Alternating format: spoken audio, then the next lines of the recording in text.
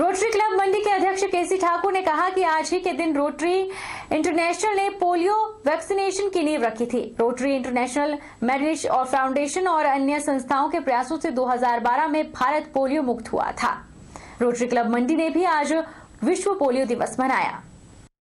Rotary club मंडी के अध्यक्ष केसी ठाकुर ने कहा कि आज ही के दिन रोटरी इंटरनेशनल ने पोलियो वैक्सीनेशन की नींव रखी थी। रोटरी इंटरनेशनल, मेलिंडा फाउंडेशन और अन्य संस्थाओं के प्रयासों से 2012 में भारत पोलियो मुक्त हुआ था। आज के दिन जो है रोटरी इंटरनेशनल ने जो है पोलियो वैक्सीनेशन की जो है वो नींव रखी थी और उसके बाद जो है रोटरी कभी भी पीछे नहीं हटा। रोटरी क्लब और रोटरी इंटरनेशनल और दूसरी समाज सेवी संस्थाएं, मेलिंडा गेट फाउंडेशंस के मिलकर जो है 2012 में जो भारतवर्ष जो है पोलियो मुक्त हो गया था, तो इसी कड़ी में आज हम इसकी सेलिब्रेशन कर रहे हैं। वहीं रोटरी क्लब मंडी के सहायक गवर्नर एमएल गुप्ता ने कहा कि भारतवर्ष को पोलियो मुक्त बनाने में रोटरी इंटरनेशनल ने महत्वपूर्ण योगदान किया है। उन्होंने कहा कि अफगानिस्तान और पाकिस्तान जैसे देश अभी भी पोलियो जैसी बीमारी से ग्रसित हैं और हमें सतर्क और सजग रहने की आवश्यकता है।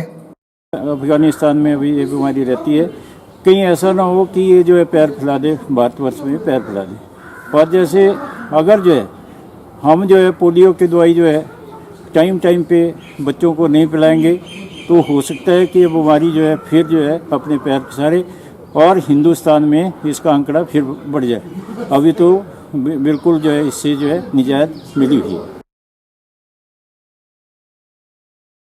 धौलाधार के आंचल में राष्ट्रीय उच्च मार्ग पर समुद्र तल से 1000 मीटर ऊंचाई पर भगवान शिव की बैजनाथ नगरी स्थित है। मान्यता है कि 4 वेदों के ज्ञाता रावण ने तपस्या की थी, जिसके चलते बैजनाथ को वैद्यनाथ के नाम से भी जाना जाता है। मान्यता है कि मंदिर के कुछ दूरी पर पपरोला जाने वाले पैदल रास्ते पर रावण का मंदिर और पैरों के निशान है। बैजनाथ में न तो रामलीला का मंचन किया जाता है और न ही रावण का पुतला जलाया जाता है। शिव मंदिर बैजनाथ के गर्भगृह में स्थित शिवलिंग का इतिहास रावण के तप से जोड़ा जाता है।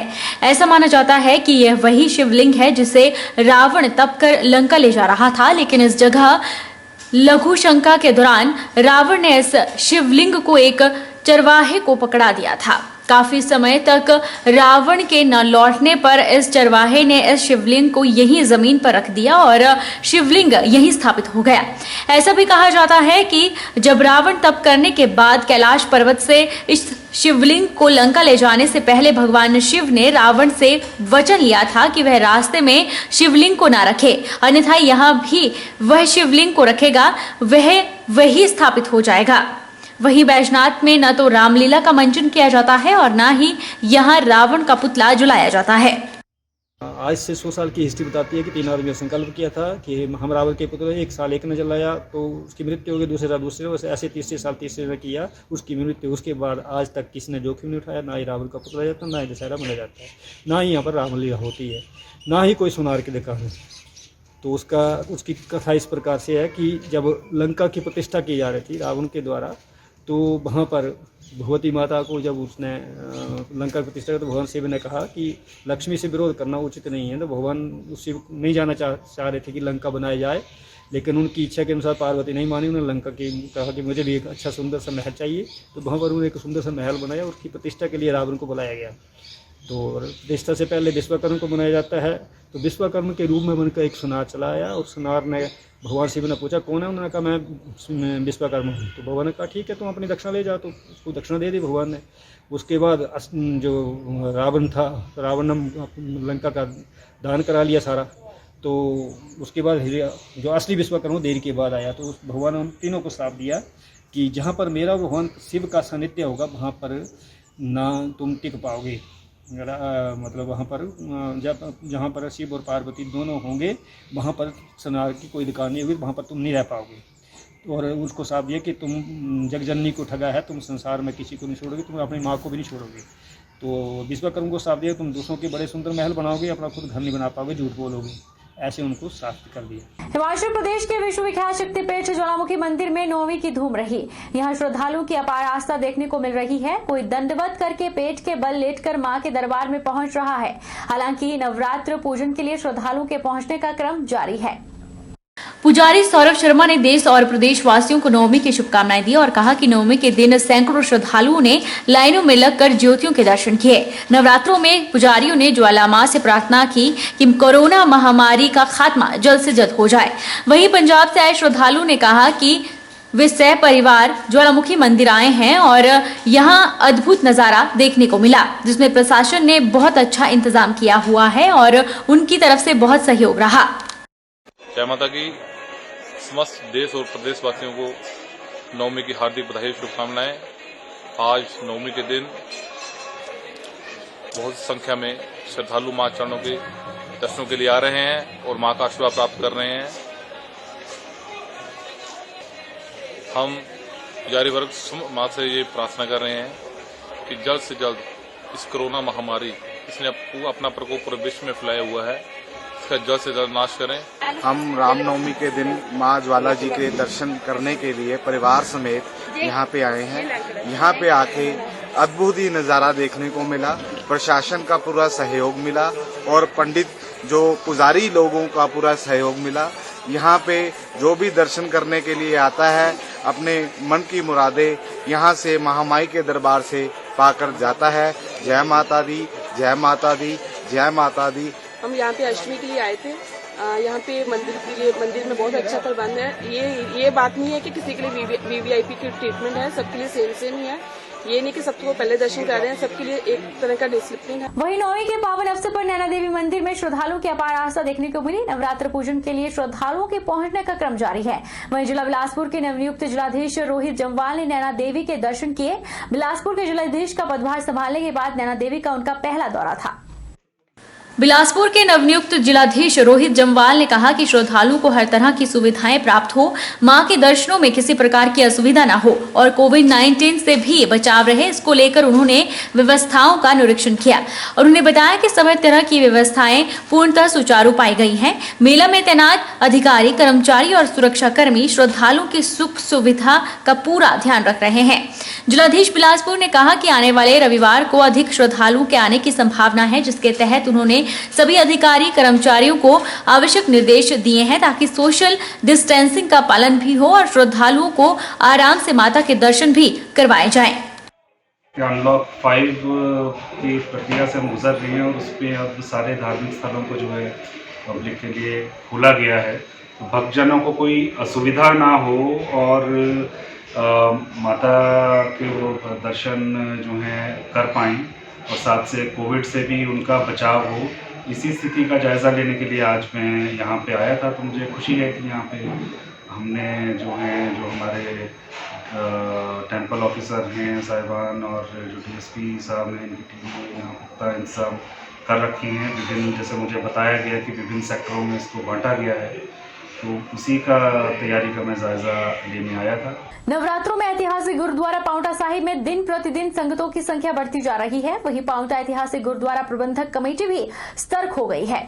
गुरुद्वारे में प्रवेश करते ही सैनिटाइजर मशीन से पूरी बॉडी को सैनिटाइज किया जा रहा है और तभी अंदर प्रवेश दिया जा रहा है। बिना मास्क के किसी को भी एंट्री नहीं दी जाती। श्रद्धालुओं के आने से गुरुद्वारा मार्केट के व्यापारियों का भी रोजगार शुरू हो गया है। सारे संसार की एक बखरी महानता रखता है। कोरोना वायरस में चलते हुए पूरे देश में लॉकडाउन हो गया सी, उस तो बाद बहुत संगतां का आना मुझे साल शुरू हो चुका है।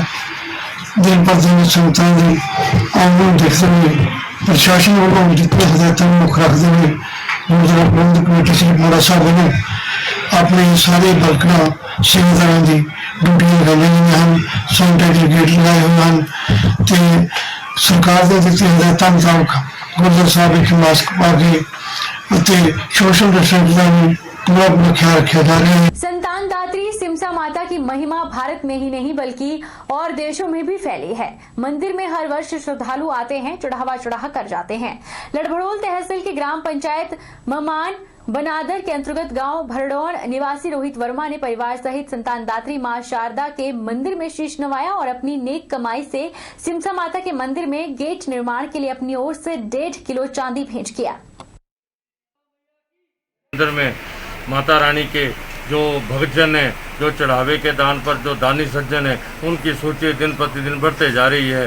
जैसे कि इस बार भी माता के गर्भगृह में जो चांदी का कार्य चल रहा है, उस हेतु रोहित वर्मा जो हमारे स्थानीय लोकल निवासी हैं, ये भराड़पट से बसोना से, उन्होंने रोहित वर्मा जी ने 1.5 किलो चांदी परसों मंदिर कमेटी को मंदिर में चढ़ाया और उन्होंने मंदिर कमेटी प्रधान के पास उसको दिया, ताकि ये जो मंदिर के अंदर गर्भगृह में जो चांदी का कार्य चल रहा है, उन्होंने हमारे से आशा व्यक्त की है कि इस काम को बाहर गेट तक लाया जाए, ताकि माता के गर्भगृह को और जो सुंदर है उसे अति सुंदर बनाया जाए। कोटली में जारी रामलीला की 5वीं संध्या में किष्किंधा कांड के विभिन्न दृश्यों का मंचन किया गया। 5वीं संध्या में राजस्व विभाग से सेवानिवृत्त तहसीलदार गुलाब सिंह ठाकुर ने बतौर मुख्य अतिथि शिरकत की और दीप प्रज्वलित कर संध्या का शुभारंभ किया।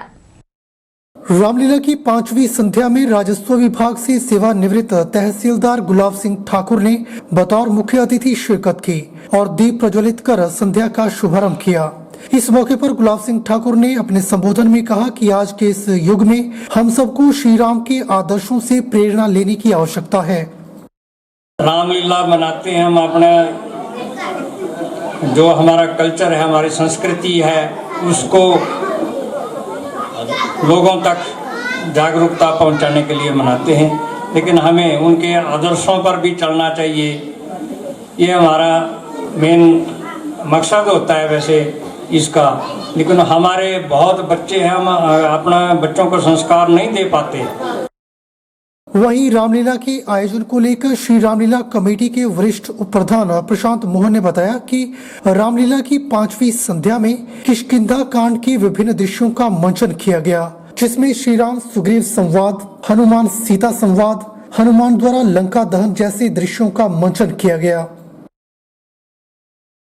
किष्किंधा पर्वत पर राम और लक्ष्मण सीता को ढूंढते हुए पहुंचते हैं, जहां उनकी मुलाकात वहां के राजा सुग्रीव तथा उनके मंत्री हनुमान से होती है और सीता जी को खोजते खोजते जो है हनुमान जी लंका में पहुंच जाते हैं, जहां उनकी मुलाकात सीता माता से होती है और वो सारा वृतांत उनको सुनाते हैं कि प्रभु श्री राम जो है वो जल्दी उनको छुड़ाने के लिए लंका में पहुंचने वाले हैं। रावण का पुत्र मेघनाथ ब्रह्मास्त्र का प्रयोग करके उनको पकड़ करके ले जाते हैं और रावण के दरबार में उनको पहुंचाते हैं, जहां पर रावण और हनुमान का संवाद चलता है बहुत देर तक। रावण जो है कुपित होकर के उनको मारने के लिए जब उठते हैं तो विभीषण उनको रोक लेते हैं और कहते हैं कि दूत को मारना जो है वो गलत बात है। अच्छा देखो, बानर को अपनी पूंछ बड़ी पिटी होती है, इसलिए इसकी पूंछ में कपड़ा बांधकर तेल लगा दिया जाए और फिर आग लगाकर इसको छोड़ दिया जाए। बहरहाल बुलेटिन में इतना ही। आप देखते रहिए HP 24/7।